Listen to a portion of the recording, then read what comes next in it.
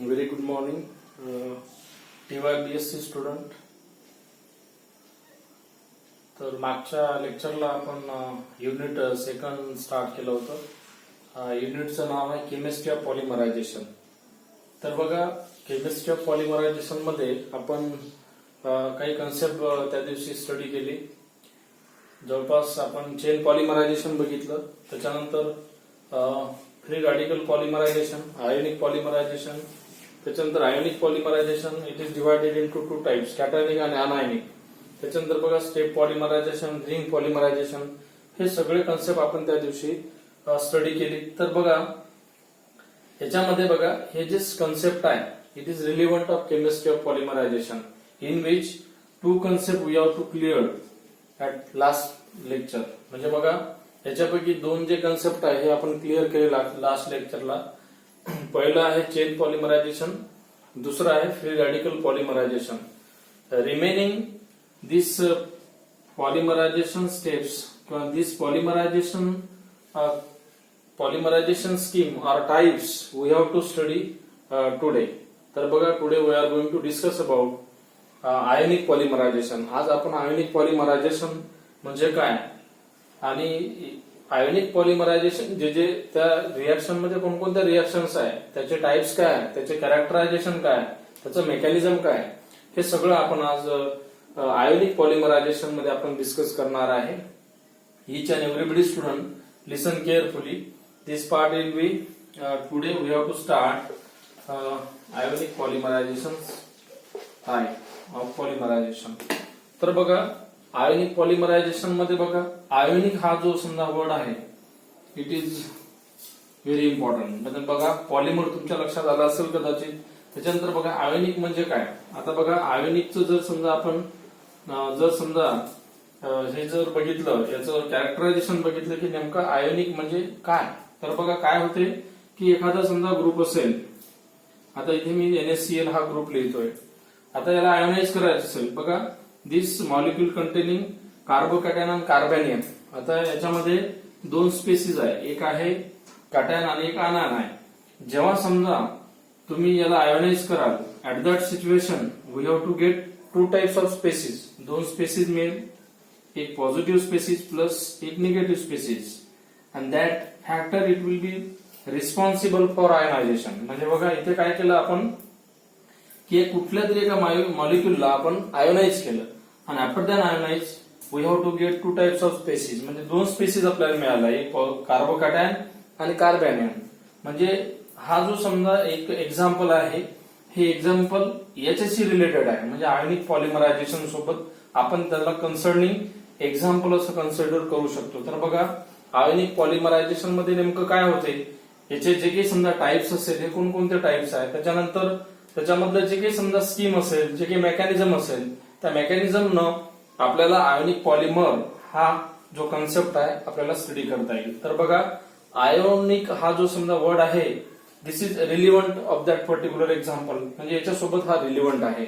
म्हणजे एखाद्या मॉलिक्यूलला ब्रेक करणं, दोन स्पेसिस त्याच्यापासून तयार करणं, that is called as ionic condition किंवा आयोनिक स्कीम. आता लक्षात घ्या, आपण आपल्या जे कन्सेप्ट आहे कन्सेप्टकडे वळू. तर पहिला जो कन्सेप्ट आहे तो आहे आयोनिक पॉलिमर्स. आता बघा आयोनिक पॉलिमर्स मध्ये याचे सुद्धा दोन टाइप्स आहेत. म्हणजे this ionic polymer it is divided into two types. दोन टाइप मध्ये याला डिवाइड केलेलं आहे. एक आहे कॅटायनिक पॉलिमर्स, दुसरं आहे अनायनिक पॉलिमर्स. आता बघा आपण हे वन बाय वन बघणार आहे. तर बघा कॅटायनिक पॉलिमर म्हणजे नेमकं काय, त्याच्यानंतर याचे कॅरेक्टरायझेशन काय, त्याच्यानंतर याचे सुद्धा काही टाइप्स असतील हे सुद्धा आपण बघणार आहे. त्याच्यानंतर लगेच अनायनिक पॉलिमर्स आपण स्टडी करणार आहे. तर बघा कॅटायनिक पॉलिमर जे आहे या कॅटायनिक पॉलिमरचे सुद्धा काही जे काही समजा कन्सेप्ट आहे it is relevant of such type of factors. म्हणजे इनिशिएशन, त्याच्यानंतर प्रोपोगेशन, त्याच्यानंतर टर्मिनेशन, हे या कॅटायनिक पॉलिमरचे सब पार्ट आहे. तसंच समजा अनायनिक पॉलिमर आहे, याच्यामध्ये सुद्धा हे पार्ट सब पार्ट याच्यामध्ये दिलेला आहे. म्हणजे this cationic polymer it is totally relevant of this three factors as well as this anionic polymer also it is also relevant such type of factor also. म्हणजे बघा जेव्हा समजा आपण कॅटायनिक पॉलिमर कन्सिडर करू, at that situation we have to study these three factors.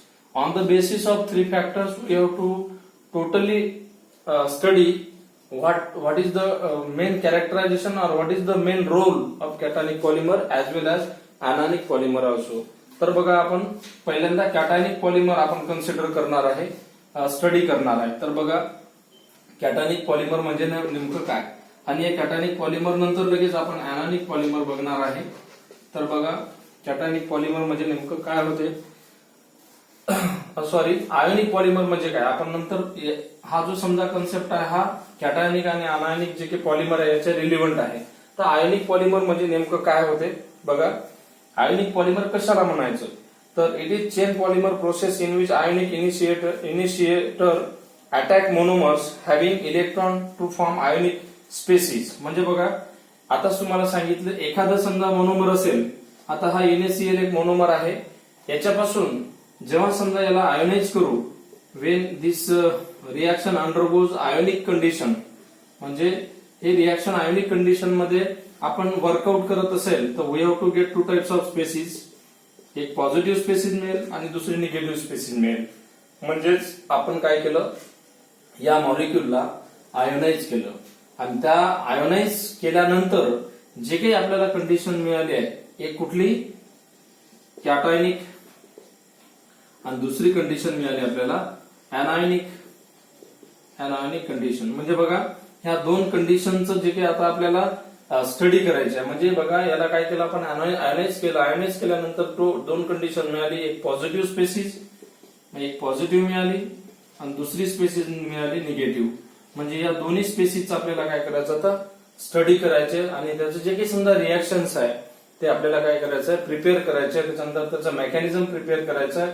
तर ते mechanism prepare करण्यासाठी आपल्याला ह्या तीन फॅक्टरची अतिशय महत्वाची गरज आहे. कारण की on the basis of this three factors we have to totally or we have to completely study what is the main characterization of cationic polymer. म्हणजे या तिन्ही जे काही समजा फॅक्टर आहे याच्या बेसिसवर आपल्याला कॅटॉनिक पॉलिमरची स्टडी करता येईल. तर बघा आपण याच्यानंतर हे बघू की नेमकं आयोनिक जे काही समजा पॉलिमर्स आहे याच्यामधले जे काही फॅक्टर आहे कॅटॉनिक अनायोनिक, हे आपण स्टडी करणार आहे. तर बघा पहिलं जे आहे कॅटॉनिक पॉलिमर. आता तुमच्या लक्षात आलं असेल की कॅटॉनिक पॉलिमर म्हणजे नेमकं काय, हे तुम्हाला मी म्हणजे हे सांगितलं आता एक एक्झाम्पल देऊन. पुन्हा अजून एकदा मी रिपीट करतो की याचं जे काही स्टेटमेंट आहे हे स्टेटमेंट आपण पहिल्यांदा बघू की कॅटॉनिक पॉलिमर म्हणजे नेमकं काय होते. तर बघा cationic polymerisation process initiator that attack of cationic initiator. म्हणजे बघा याच्यामध्ये जे काही समजा स्पेसिस आहे ते कोणती स्पेसिस अटॅक करणार आहे, जे स्पेसिस मध्ये कॅटायन आहे त्याला कॅटॉनिक पॉलिमर असं कन्सिडर करता येईल. आयन ऑन पाय इलेक्ट्रॉन ऑन मोनोमर, म्हणजे जे काही पाय इलेक्ट्रॉन आहे म्हणजे डबल बॉन्ड कंटेनिंग जे काही स्पेसिस असेल त्याच्यावर ते आपल्याला तो जो ग्रुप आहे तो याच्यावर काय करायचा आपल्याला अटॅक करायचा. म्हणजेच H प्लस जे काही समजा डोनर ऍटम असेल, म्हणजे इलेक्ट्रॉन डोनर जे ऍटम आहे कशामध्ये, या कॅटॉनिक पॉलिमर मध्ये, तर त्याला नाही का आपल्याला कुठल्या तरी एका स्पेसिस सोबत म्हणजे डबल बॉन्ड कंटेनिंग स्पेसिस सोबत आपल्याला काय करायचं, तो त्याच्यावर अटॅक करायचा आहे. आणि अटॅक केल्यानंतर जे काही समजा हे कॅटॉनिक स्पेसिस आहे याला आपल्याला काय करायचं, स्टॅबिलाइज करायचं आहे. म्हणजेच बघा दुसरं एक्झाम्पल सांगतो तुम्हाला की this is carbon atom, this is tertiary carbon atom, म्हणजे हा टर्शरी कार्बो कॅटायन आहे. जेव्हा समजा आपण एखाद्या स्पेसिसने याला आपण प्रोटेक्ट करू, at that situation this carbon atom it will be totally stabilise, म्हणजे हा पूर्णपणे काय होईल, स्टॅबिलाइज होईल. त्याच पद्धतीनं इथे सुद्धा तसंच आहे की जेव्हा समजा आपण याला कॅटॉनिक जे काही समजा पॉलिमर आहे याच्यामधला जे काही अनस्टॅबिलाइज जे काही कंडिशन असेल त्याला आपण कुठला तरी एक समजा डोनर ऍटम प्रोटेक्ट करून त्याला काय करायचं, स्टॅबिलाइज करायचं. आता हे आपण रिएक्शनच्या माध्यमातून हे कन्सिडर करणार आहे. आता किती मोनोमर आपल्याला घ्यायचे आहे ते बघा. याच्यामध्ये काय असं म्हटलेलं आहे की आता हे जे समजा कॅटॉनिक पॉलिमर आहे हे तुमच्या लक्षात आलं असेल की इलेक्ट्रॉन याच्यामध्ये जे काही डोनर असेल तो कॅटायन आहे. त्याच्यानंतर त्याला जर समजा स्टॅबिलाइज करायचं असेल कुठला इलेक्ट्रॉन डोनर ग्रुप, तर तो कम्प्लिटली काय होईल, स्टॅबिलाइज होईल. आता हे स्टॅबिलिटी तुम्हाला जर समजा डिनोट करायची असेल रिप्रेझेंट करायचे असेल तर we have to given this 3 factor. हे 3 फॅक्टरच्या माध्यमातून आपल्याला कॅटॉनिक पॉलिमर्स काय आहे हे आपल्या लक्षात येईल. तर बघा आपण ते रिएक्शनच्या माध्यमातून काय करणार आहे, डिनोट करणार आहे. तर बघा पहिलं जे काही समजा कन्सेप्ट आहे तो आहे याच्यामधला इनिशिएशन. म्हणजे पहिला कन्सेप्ट आपण बघू, इनिशिएशन. इथे खाली लिहितो मी इनिशिएशन. इनिशिएशन ही पहिली स्टेप झाली. या फॅक्टरवर आपल्याला म्हणजे हे कॅटॉनिक पॉलिमरायझेशन आपल्याला स्टडी करता येईल. तर बघा होते काय की याच्यामध्ये बोरॉन टेट्राफ्लोराइड हा एक समजा याच्यामधला मोनोमर असेल, प्लस वॉटर मॉलिक्यूल सोबत इंटरॅक्शन केलेली आहे, प्लस H2 वॉटर मॉलिक्यूल. त्याच्यानंतर बघा याच्यामध्ये एक याच्यापासून जे काही समजा कंबाईन होणारा प्रोडक्ट तयार होईल, म्हणजे on the basis of tetrafluoro boron किंवा boron tetrafluoride it is react with water molecule and formation of a molecule. म्हणजे याच्यापासून कुठला तरी एक मॉलिक्यूल फॉर्म होईल. तर बघा कुठला मॉलिक्यूल फॉर्म होईल आता की एक हायड्रोजन ऍटम जो आहे याच्यामधला तो हा काय करेल, बोरॉन काय इलेक्ट्रॉन विड्रॉइंग ग्रुप आहे, तो काय करेल एक प्रोटॉन याच्यामधला ऍक्सेप्ट करेल किंवा ऍब्स्ट्रॅक्ट करेल. म्हणजे कशा प्रकारचा प्रोडक्ट मिळेल तुम्हाला बघा. एक नाही ते ग्रुप जो ग्रुप असेल हा याला डोनेट करेल. म्हणजे हा सुद्धा इलेक्ट्रॉन विड्रॉइंग ग्रुप आहे. एक हायड्रोजन एक बोरॉन एक फ्लोरीन ऍटम तो तिकडे डोनेट करू शकते. म्हणजे बघा किंवा याच्यामधला जो ग्रुप आहे आता बघा हा वॉटर मॉलिक्यूल अशा पद्धतीने आपल्याला काय करता येईल, आयोनाइज करता येईल. म्हणजे बघा अशा पद्धतीने आयोनाइज केल्यानंतर तुम्हाला प्रोडक्ट काय मिळेल बघा. इथे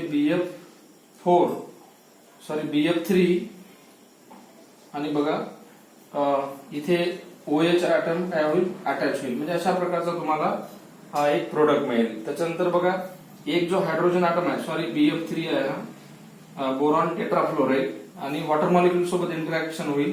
हा जो बेस आहे हा याच्यासोबत काय होईल, कनेक्ट होईल. हा जो बोरॉन ग्रुप आहे हा अटॅक करेल कशाला, ऍब्स्ट्रॅक्ट करेल OH ग्रुपला आणि हायड्रोजन ऍटम इथे काय होईल, एलिमिनेट होईल, लायब्रेट होईल. म्हणजे H+ आयन इथून काय होईल, लायब्रेट होईल. म्हणजे बघा याच्यामधला बेस हा ऍब्स्ट्रॅक्ट करून घेतल्यानंतर अशा प्रकारे बोरॉन हायड्रोजन ट्रायफ्लोराइड अशा प्रकारचा एक मॉलिक्यूल मिळेल. त्याच्यानंतर बघा हे झाली एक general reaction. This is general reaction. आता कशाची रिएक्शन झाली, हे कॅटॉनिक पॉलिमरची. आता बघा या रिएक्शन मध्ये हा जो H+ आहे हा इनिशिएटर आहे याच्यामध्ये. म्हणजे हा H+ हा इनिशिएटर असं कन्सिडर करू. म्हणजे ही झाली इनिशिएशन रिएक्शन. आता बघा दुसरी एक रिएक्शन डबल बॉन्ड कंटेनिंग सोबत घेऊ आपण.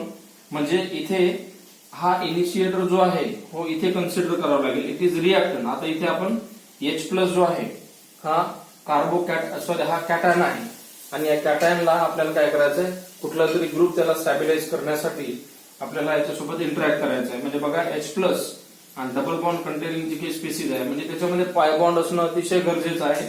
CH2 डबल बॉन्ड आणि याला अटॅच असलेला कार्बन ऍटम आणि इथे हॅलाइड ग्रुप. म्हणजे बघा आता काय करावं लागेल, याच्यामध्ये हायड्रोजन ऍटम हा डोनर आहे. म्हणजे हा हायड्रोजन ऍटम कुठेतरी इथे काय करावं लागेल, डोनेट करावं लागेल. म्हणजे याच्यामधला जो काही एक बॉन्ड आहे हा याच्यासोबत काय करेल, बॉन्ड फॉर्म करेल. म्हणजे दिस डबल बॉन्ड कंटेनिंग स्पेसिस किंवा याला पाय बॉन्ड म्हणून, this pi bond it will be restore on this hydrogen atom and formation of such type of molecule. म्हणजे बघा आता कशा पद्धतीने मॉलिक्यूल तयार होईल. म्हणजे हा जो बॉन्ड आहे हा याच्यासोबत इंटरॅक्शन मध्ये काय होते, तो याच्यासोबत इंटरॅक्ट करेल हायड्रोजन ऍटम सोबत, डोनर ऍटम सोबत. आणि आपल्याला या CH2 चं कन्व्हर्शन कशामध्ये होईल, मग CH3 मध्ये. म्हणजे बघा कशा प्रकारे तुम्हाला इनकमिंग जो काही प्रोडक्ट आहे तो अशा पद्धतीने मिळेल. CH2 चं कन्व्हर्शन कशामध्ये होईल, CH3 मध्ये. कार्बन कार्बन डबल बॉन्डचं कन्व्हर्शन कशामध्ये होईल, CH मध्ये. आणि बघा इथे या कार्बन ऍटमवर कुठला चार्ज येईल, पॉझिटिव्ह चार्ज. म्हणजे तिथे एक इलेक्ट्रोफाईल तयार होईल आणि याला अटॅच असलेला जो ग्रुप आहे हा हॅलाइड ग्रुप इथे काय होईल, त्याला कनेक्ट जसं तसंच राहील. इट विल बी इंटॅक्ट, हे जसं तसंच राहील. म्हणजे अशा प्रकारे हा जो समजा तुम्हाला कंपाऊंड मिळेल त्याला कार्बॅनियन असं कन्सिडर करायचं. कार्बॅनियन आयन म्हणजे हा झाला कार्बॅनियन आयन. कार्बॅनियन आयन अशा प्रकारे मिळेल. आता बघा त्याच्यामध्ये ही जे स्पेसिस आपल्याला इथे मिळालेले आहेत ते सुद्धा तुम्हाला इथे लिहावं लागेल.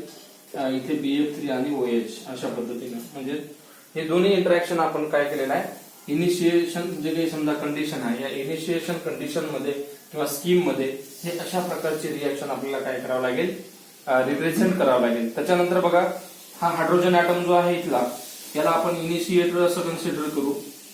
हा इनिशिएटर आहे. त्याच्यानंतर बघा याच्यामधला हा जो समजा डबल बॉन्ड कंटेनिंग कंपाऊंड आहे it is consider as a monomer. याला आपण मोनोमर कन्सिडर करू. त्याच्यानंतर बघा इनकमिंग जो काही समजा प्रोडक्ट मिळालेला आहे this is consider as a carbonium ion. हा कार्बोनियम आयन आहे. त्याच्यानंतर बघा आपल्याला हा जो समजा म्हणजे रिॲक्शन आहे ह्या रिॲक्शनला कशा पद्धतीने रिप्रेझेंट करता येईल अजून त्याचं एक इक्वेशन सुद्धा आपल्याला तयार करता येईल. कदाचित तुम्हाला लेविस ऍसिड बेस जे काही समजा कन्सेप्ट माहित असेल त्या लेविस ऍसिड बेस मध्ये आपल्याला याच्यामध्ये इक्वेशन तयार करून याचं कॉन्स्टंट काय आहे हे आपल्याला इथे काय करायचं आहे काढायचं आहे. तर बघा काय म्हटलेलं आहे की BF3OH act as a counter ion and it always remains as a close carbonium ion. म्हणजे बघा हा कार्बोनियम आयन आहे याचा आपल्याला रेट कॉन्स्टंट काढायचा आहे. तर बघा रेट म्हणजे आपल्याला काय करावं लागेल आता इनिशिएशनचं रेट कॉन्स्टंट काढायचं आहे. म्हणजेच काय करावं लागेल इथे लिहितो मी रेट ऑफ इनिशिएशन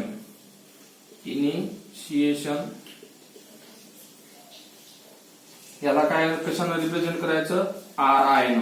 RI म्हणजे काय आय म्हणजे इनिशिएशन. त्याच्यानंतर बघा कॅन बी गिव्हन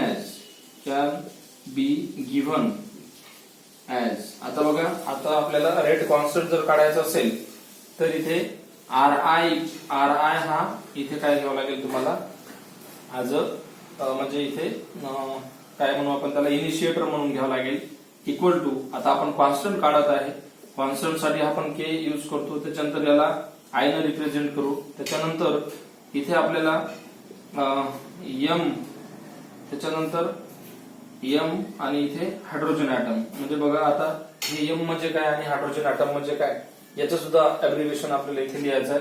आता आपण हे K कॉन्स्टंट काढलेलं आहे.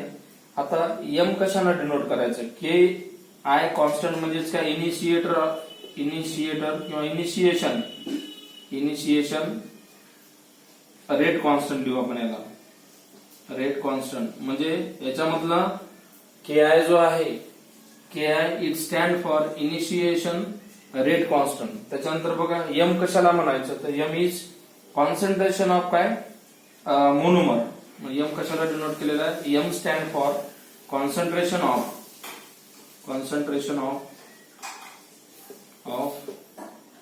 मोनोमर.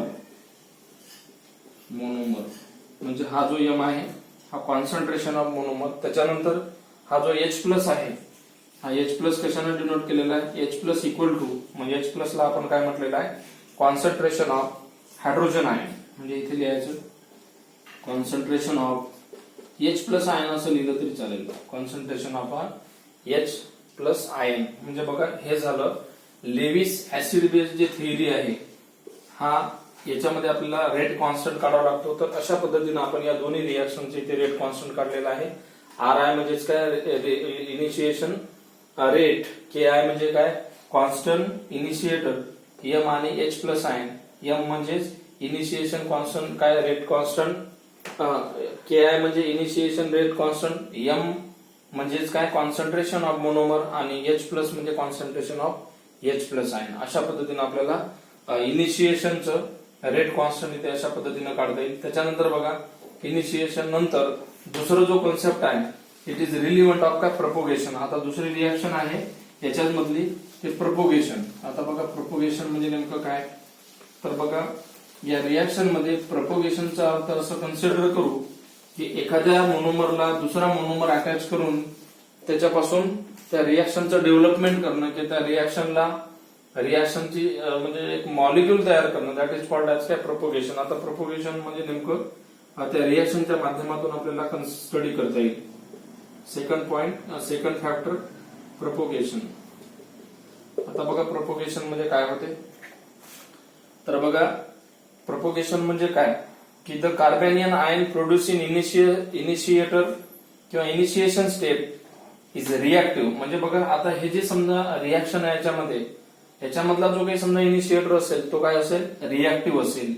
रिएक्टिव्ह इंटरमिडिएट म्हणजे त्याला आपण इंटरमिडिएट सुद्धा कन्सिडर करू शकतो. इंटरमिडिएट आता तुम्हाला माहित आहे की जे काही समजा आपण डबल बॉन्ड कंटेनिंग कंपाऊंड मधला जो कार्बॅनियन असेल, कार्बॅनियन आयन जो मिळालेला आहे, that carbanion ion it is consider as a, काय कन्सिडर करू आपण त्याला, इंटरमिडिएट. म्हणजे तो आपला काय इथे इंटरमिडिएट आहे, इंटरमिडिएट.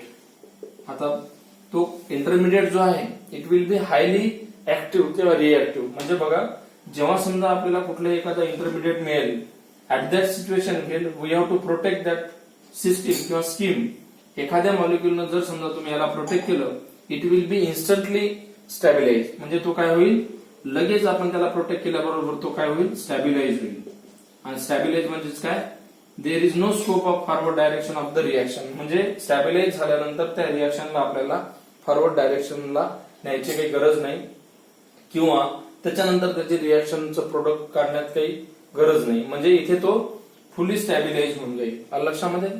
त्याच्यानंतर बघा, आपण हे रिएक्शनच्या माध्यमातून काय करणार आहे, एक्सप्लेन करणार आहे. त्याच्यानंतर काय म्हटलंय बघा, की the second monomer unit and there is a transfer. म्हणजे बघा, सेकंड मोनोमर जे असेल युनिट, त्याला आपल्याला ट्रान्सफर करायचं. ट्रान्सफर म्हणजेच काय, एक्स प्लस वाय. म्हणजे वाय आता आपल्याला एक्स सोबत काय करायचं, ट्रान्सफर करायचं किंवा मायग्रेट करायचं आहे. आणि जे काही याच्यापासून तयार होईल हे जनरल रिएक्शन आहे, एक्स वाय प्रोडक्ट तयार होईल. अशा पद्धतीने आपल्याला तो प्रोडक्ट काय करायचा आहे, फॉर्म करायचा आहे. त्याच्यानंतर काय म्हटलेलं आहे बघा, की जेव्हा समजा आपण हा ट्रान्सफर करू a positive charge to the monomer. म्हणजे बघा, आता एखाद्या मोनोमरला पॉझिटिव्ह स्पेसिस आपण काय करत आहे, ट्रान्सफर करत आहे. At that situation monomer unit that, म्हणजे त्याला आपण मोनोमर युनिट असं कन्सिडर करू. And result in to the formation of covalent bond between two monomer. म्हणजे बघा, हा एक मोनोमर आहे प्लस हा वाय मोनोमर आहे.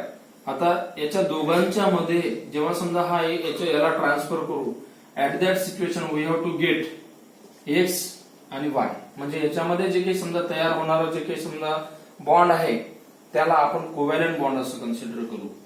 म्हणजे याच्या मधोमध काय फॉर्म होईल, जेव्हा समजा आपण दोन मोनोमर एकमेकांसोबत काय करत आहे, जोडत आहे. At that situation this two monomer between covalent bond, दोन्ही समजा मोनोमरच्या मधात किंवा सेंटरमध्ये कोव्हॅलेंट बॉन्ड काय होईल, फॉर्म होईल. दॅट इज कॉल्ड ॲज काय, प्रोपोगेशन रिएक्शन. आता बघा, ते एक्झाम्पलच्या माध्यमातून आपण ते स्टडी करणार आहे. तर बघा, पहिला जो काही समजा आपला इनिशिएटर आहे तो आहे CH3 आणि याला अटॅच असलेला जो ग्रुप आहे तो आहे CH आणि याला अटॅच असलेला हा हॅलाइड ग्रुप. आणि इथे जो काही समजा ग्रुप मिळाला होता तो कार्बोकॅटायन, म्हणजेच त्याला आपण कार्बॅनियन असं कन्सिडर करू. प्लस आता याच्यासोबत एक स्पेसिस आपण रिॲक्ट करत आहे. हे जे स्पेसिस आहेत ते आपण रिॲक्ट करत आहे. Double bond containing CH2 double bond, इथे CH आणि इथे काय, हॅलाइड ग्रुप. आता बघा काय होते, हे जे इंटरमिडिएट आहे, this species it is consider as a intermediate.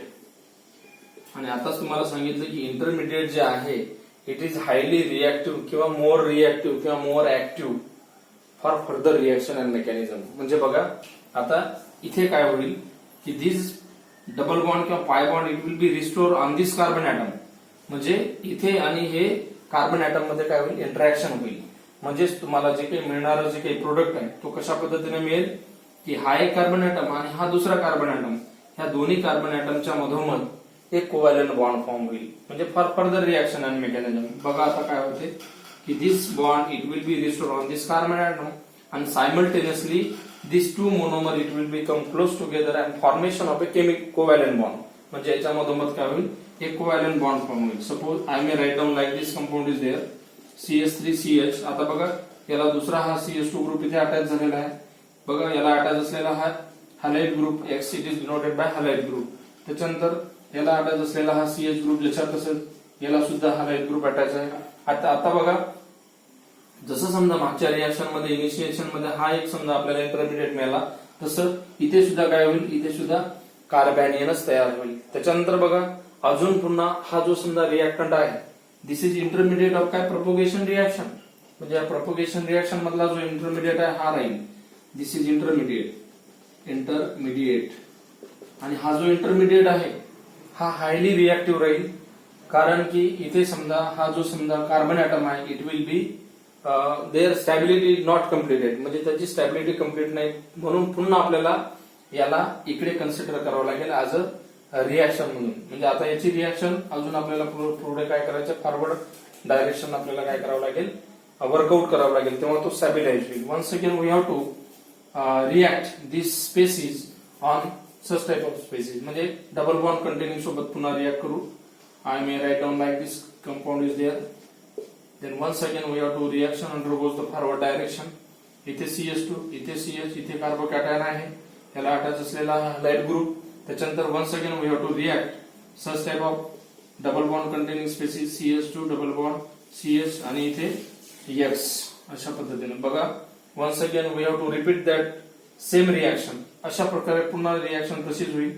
This bond it will be restore on this carbon atom and simultaneously this carbon atom and this carbon atom in between covalent bond it will be form. आता covalent bond इथे सुद्धा form होईल, म्हणजे reaction अशा पद्धतीने forward direction जाईल.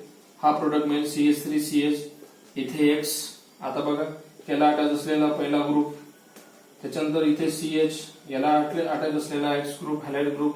आता याला दुसरी अजून एक ग्रुप अटॅच झाला CH2 आणि याला अटॅच असलेला हा एक ग्रुप आणि इथे काय होईल X राहील अटॅच असलेला. म्हणजे बघा generally this reactant it will be continuously react 2 or 3 times, म्हणजे 2 किंवा 3 वेळेस जर रिॲक्शन केली आपण, at that situation we have to get such type of stabilise reactant or product. म्हणजे अशा प्रकारे प्रोडक्ट मिळेल तुम्हाला आणि तो स्टॅबिलाइज राहील. त्याच्यानंतर बघा इथे सुद्धा कार्बोकॅटायन तयार होईल. अशा प्रकारे आपल्याला कितीतरी समजा याला रिॲक्शनला म्हणजे फॉरवर्ड डायरेक्शनला नेता येईल. आता बघा हे जे समजा रिॲक्शन आहे हे प्रोपोगेशन रिॲक्शन आहे. आपल्याला आता रेट कॉन्स्टंट जर काढायचं असेल तर याचं सुद्धा आपल्याला रेट कॉन्स्टंट काढता येईल. आता रेट ऑफ प्रोपोगेशन जसं समजा आपण इनिशिएशनचं जे काही समजा रेट कॉन्स्टंट काढलं त्याच पद्धतीने आपल्याला या आयोनिक जे काही रिॲक्शन आहे प्रोपोगेशन रिॲक्शन आहे याचं सुद्धा रेट कॉन्स्टंट काढता येईल. रेट ऑफ प्रोपोगेशन असं कन्सिडर करू. रेट ऑफ प्रोपोगेशन या रिॲक्शन मध्ये बघा काय होते, कॅन बी गिव्हन ॲज. आता हे रेट ऑफ काय प्रोपोगेशन काढायचं आहे. इथे R लिहा, R म्हणजे रेट, P म्हणजे प्रोपोगेशन इक्वल टू कॉन्स्टंट काढायचा आहे, P म्हणजे propagation.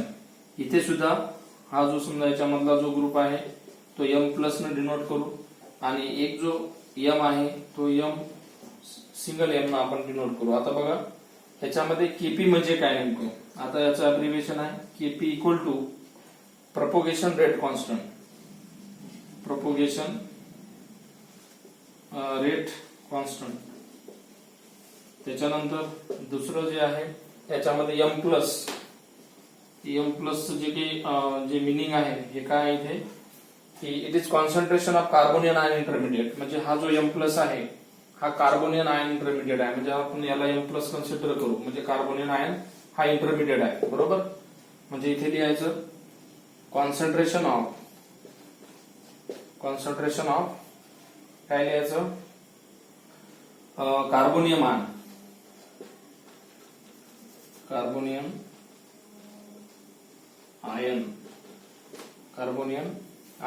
Intermediate, carbanion ion intermediate.